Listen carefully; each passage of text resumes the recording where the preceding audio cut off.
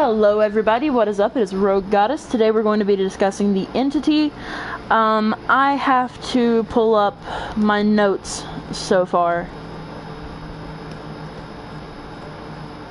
on it, so give me just a second.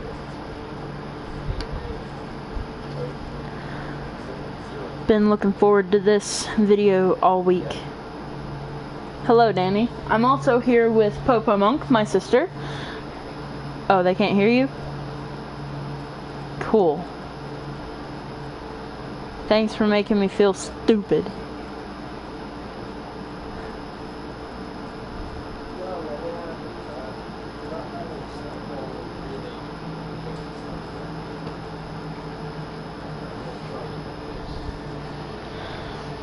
Alright everybody, I found it. I'm going to be going over different aspects of Dead by Daylight. I'm going to review all of the killers, I'm going to review all of the survivors, but to start off, we are going to go with reviewing the entity.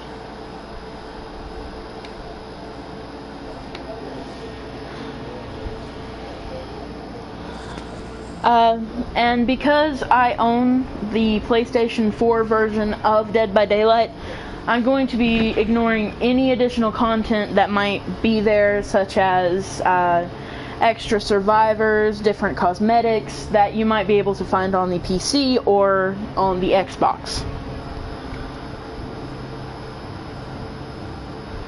Give me a moment, please.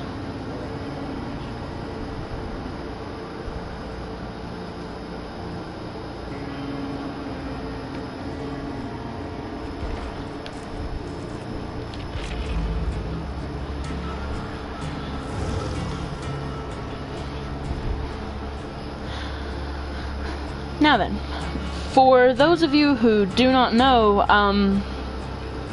the entity feeds on hope, and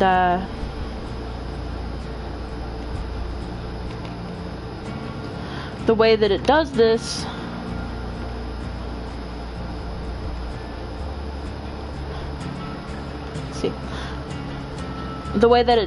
is by pulling survivors into its world.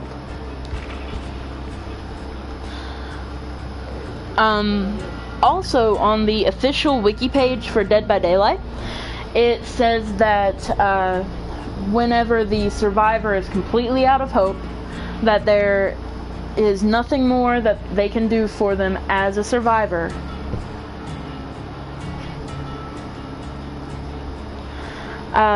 Then they will become a killer.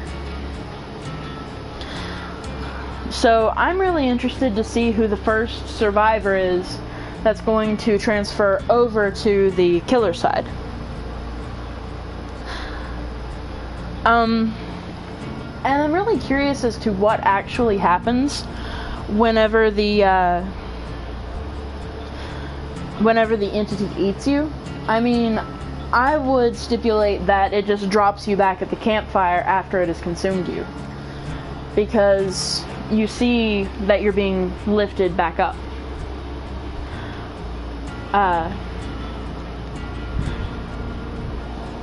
However, it may just take you from the hook immediately to the campfire, because we don't actually see ourselves being eaten, we just see ourselves ever so gently being lifted up and taken away.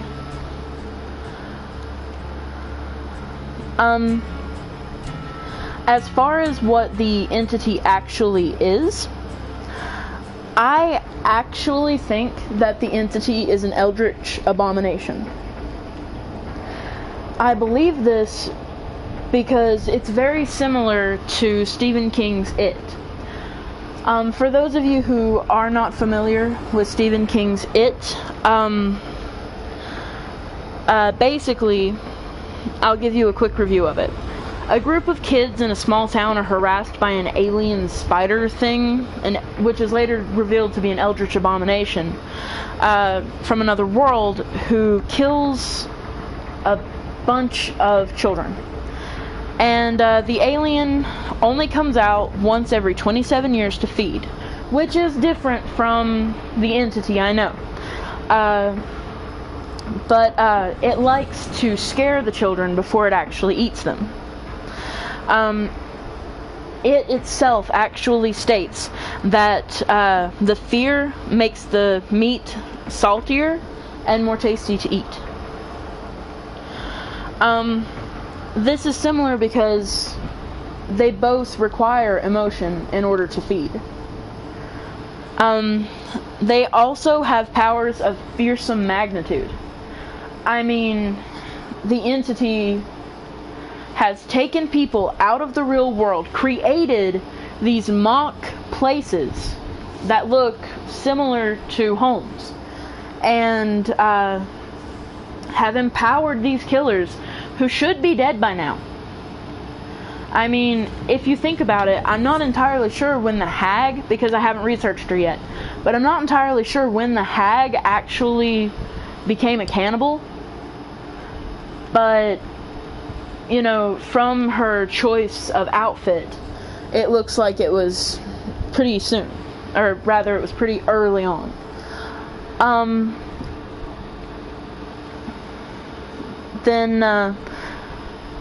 Let's see. They're both spider-like. Because at the end of it, if you see the first one with Tim Curry, you actually see that the entity is this large spider, or not entity, it. It is actually this large spider-like thing that, you know, devours children. It can just take whatever form that it wants.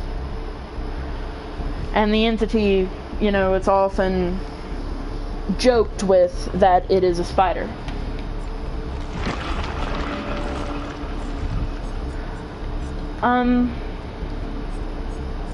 As far as where it came from, because it is an eldritch abomination, at least in my own personal opinion, it is an eldritch abomination. I would have to say that it came from outside the universe. Things like Cthulhu and, wow, that's really the only one I can think of. Well, anyways, things like Cthulhu, spawn from outside the universe. It's said that their power is so great that were they to enter the universe, they would destroy it completely. And I'm kind of glad that, you know, they decide not to come in here, because I would absolutely hate for our universe to be destroyed. And I think that that may be why the entity itself doesn't actually get to enter. It can interfere, it can do its little magic-y things, but you never actually see it come into the flames. Except to grab something. Which is something that is similar to Cthulhu, who is, I believe he's an eldritch abomination as well. I don't know what it is with spiders and tentacles, but spiders and tentacles, everyone. Thank you, it is an eldritch abomination. Popo Monk just told me that it was an eldritch abomination. I'm happy. I did most of my homework. I hadn't planned on talking about Cthulhu. I was planning on talking about it, the entity. I was planning on talking about why it feeds on hope. And, you know, emotions and things like that. I was planning on talking about the killer thing, and I did. Okay. Alright. By the way, if you would, please post who you think will be the next killer, should they decide to actually remove a survivor from the game. Because, personally, in my opinion, I think it's going to be Bill. I know I said that I wasn't going to discuss computer content, but it's kind of fishy to me that he isn't on the PlayStation, whenever it would have been really easy to just add Bill. You throw him into the pot, mix him in, and say, here you go.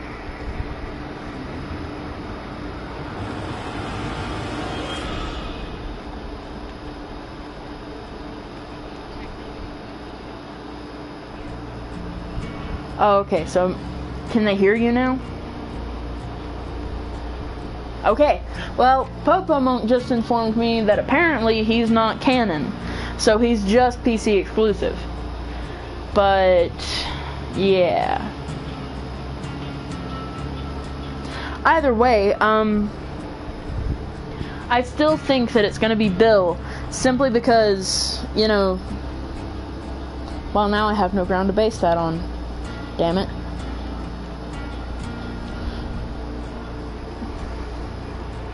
I doubt that it'll be Dwight.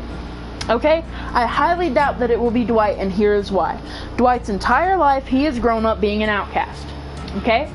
In every single part of the bio that you read about him, because I actually have read some of his bio, it's just that he wants to be helpful, he wants to be included into the group, he wants to do everything that he can for other people. And that is why I think that Dwight's not going to be, because he is helpful and hopeful.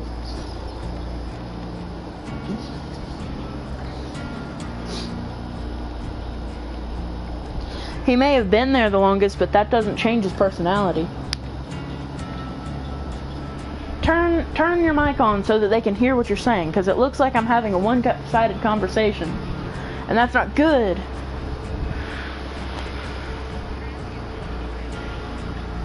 Well, then give a tour of your house. She's talking about Elder Scrolls Online, which I do play quite frequently. Alright, so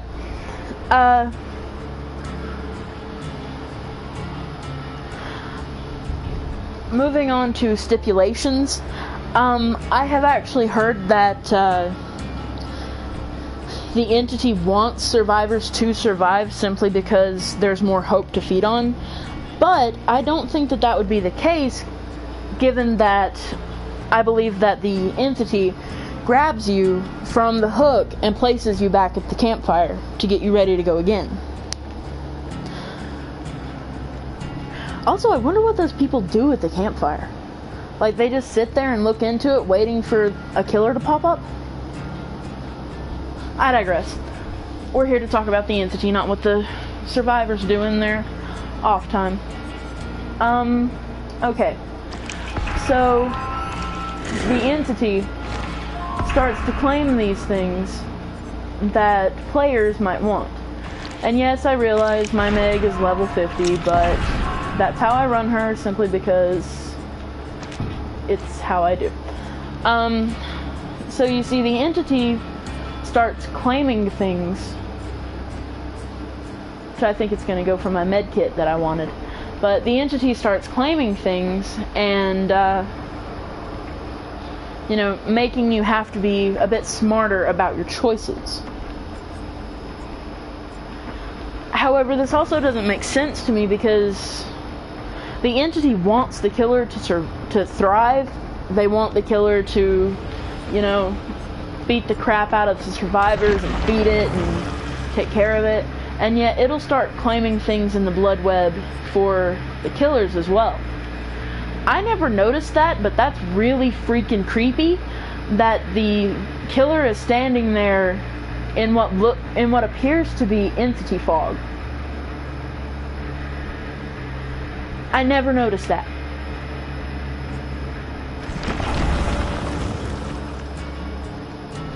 And the survivor isn't, but I guess that makes sense.